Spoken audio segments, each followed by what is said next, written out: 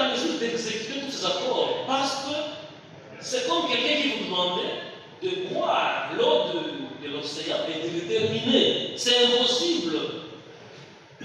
Alors, en 2012, certains tenants encore du même CNDP recommencent une autre rébellion qu'ils ont appelée les M23.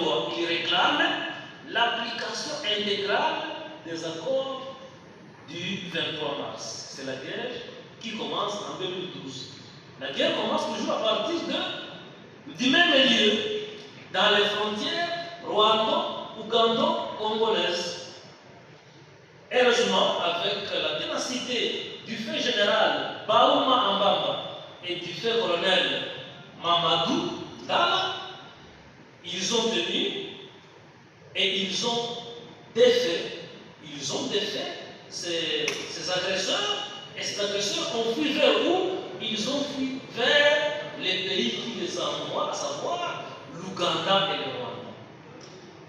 Naturellement, lorsque ces gens fuient dans ces pays, ils sont gardés dans ces pays ne les avaient pas gardés avec leurs armes. Ça signifie les pays a récupéré les armes et a gardé ces gens à l'Ouganda et au Rwanda. C'est vers donc ici à novembre 2021 que ces gens reviennent encore avec des armes. Ils viennent, vous avez suivi la mouvement qui dit que le M23 était armé comme une armée classique. Ça signifie que les pays qui les avaient accueillis les avaient armés.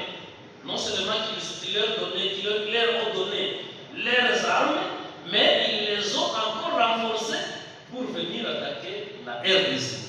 Et aujourd'hui, je voudrais dire que dans les frontières entre la RDC, l'Ouganda, la RDC, le Rwanda, dans le parc national de Virunga. C'était le 21 novembre 2021. Mais cette guerre-là, c'est une continuité de la guerre de l'AFDEL. C'est la continuité de la guerre de l'AFDEL qui avait commencé en octobre 1996. Cette guerre aussi avait commencé dans les mêmes endroits, que la guerre du M23. Vous pouvez remarquer que plusieurs acteurs de la guerre de l'AFDEL sont toujours cités dans la même guerre du M23. La guerre du M23, c'est donc une guerre de la génération AFDEL, RCD, CNDP, M23-1 et aujourd'hui M23 bis. 3805 personnes tuées dans l'entité contrôlée par ces agresseurs. 3805 personnes tuées depuis le 21 novembre 2021. Nous avons aussi 436 femmes violées. Les chiffres que je donne n'incluent pas les personnes qui ont été tuées aujourd'hui, parce que quand j'étais ici, j'ai appris qu'il y a des bombes lancées par le M23 quand je suis ici à Israël, dans la cité de Saké, où il y a eu plusieurs morts blessés. Le Congolais, surtout les jeunes, ils doivent prendre conscience de ce qu'ils représentent comme le pouvoir et de ce qu'ils ont comme avantage en étant nés Congolais.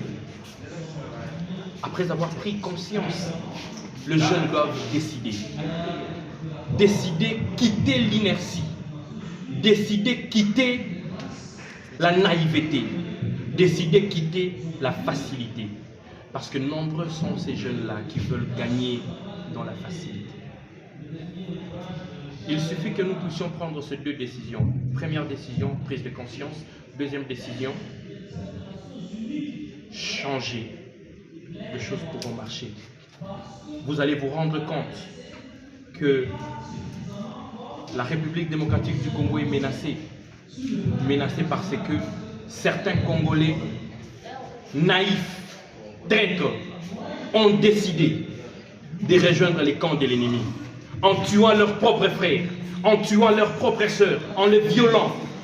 Nous sommes dans la partie est de la République démocratique du Congo, le Nord Kivu, la province de l'Ituri. Chaque jour, les femmes sont violées, chaque jour, les enfants meurent. Parce que certains, entre guillemets, Congolais, égoïstes, cupides, ont décidé de rejoindre les camps de l'ennemi, qui est M. Paul Kagame.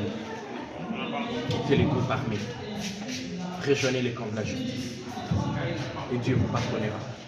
Le peuple congolais aussi vous pardonnera.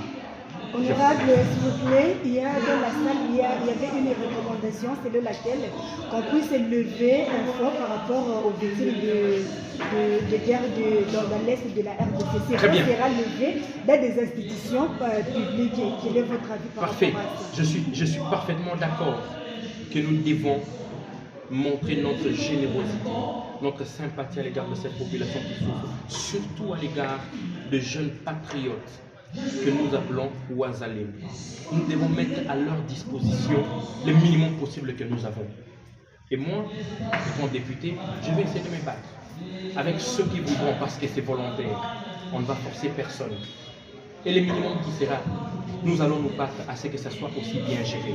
Et c'est là que je vais demander à ce que nous puissions faire confiance à Change SBL, qui est une ASBEL qui se bat depuis l'Europe pour la cause de Noirs. Faire confiance à ces groupes de jeunes, arrêter de leur prêter des intentions maléfiques, des intentions négatives. Bongo, ils vont détourner l'argent, faisons leur confiance. Je vous remercie. Patriotique, et puis surtout en tant qu'adulte, il faut absolument que ce travail de transmission, c'est important qu'on puisse transmettre en fait notre patriotisme, l'amour qu'on a de notre pays à la jeunesse, de la diaspora et bien sûr du pays. Donc c'était pour moi une mission en fait. L'objectif c'est vraiment de sensibiliser d'abord plus connaître leur pays, parce que pour la majorité d'entre eux, ils sont nés, ils ont grandi à l'extérieur, dans Montagne Ayaté, et justement pour aimer un pays, il faut le connaître. Donc du coup, on a vraiment poussé, ça fait 3 ans qu'on fait ça, des voyages socio-éducatifs, où on prend des jeunes de la diaspora et on les ramène ici dans leur pays d'origine, le pays de leurs ancêtres, pour qu'ils puissent d'abord connaître leur pays, ensuite ils vont développer une relation et de l'amour, et demain ils pourront participer au développement de leur pays. Qu'est-ce qu'on attend de prendre les résultats? Écoutez, les résultats qu'on espère entendre, c'est vraiment une connexion entre la jeunesse de l'extérieur et celle de l'intérieur, créer une connexion réelle, créer des projets, surtout une mobilisation et surtout que les jeunes de la diaspora puissent devenir des ambassadeurs de la cause congolaise à l'extérieur de leur pays adoptif. Quelqu'un l'a dit aujourd'hui, le secrétaire général du ministère des Affaires étrangères a dit que les pays adoptifs ne sont pas notre patrie.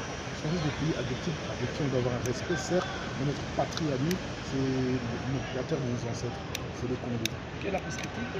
Et la perspective, c'est vraiment de construire un pays où chaque jeune se sent congolais, soit fier d'être congolais et surtout soit émancipé et participe. En tout cas, c'est créer la connexion dans la participation, être actif. Et votre mot de la fin par rapport à la population de l'Est qui est victime de l'agression? Écoutez, par rapport à la population de l'Est, comme vous avez vu dans les images, on va souvent voir la population de l'Est. On ne fait pas de discours de loin. Et c'est ça la particularité que j'aime, c'est d'aller sur le terrain. Aujourd'hui, les gens de la diaspora sont venus sur le terrain. Et puis avant ça, quelques temps plus tard, quelques temps avant, j'étais moi-même à l'Est, à Goma et à Saké. J'ai pu rencontrer des populations déplacées. J'ai pu rencontrer aussi ces gens qu'on appelle les Wazalendo. De la diaspora, on ne les connaît pas très bien, on entend beaucoup de messages sur eux. Et alors j'ai vraiment voulu rentrer en contact avec eux directement pour savoir qui ils sont, quels sont leurs objectifs, quels sont leurs moyens et comment nous justement, s'ils ont vraiment des actions patriotiques, parce que je pense que le fait de sacrifier sa vie pour un pays, c'est un acte patriotique. Mais du coup, voir comment nous, la diaspora, on pourrait les aider dans leur mission. Merci.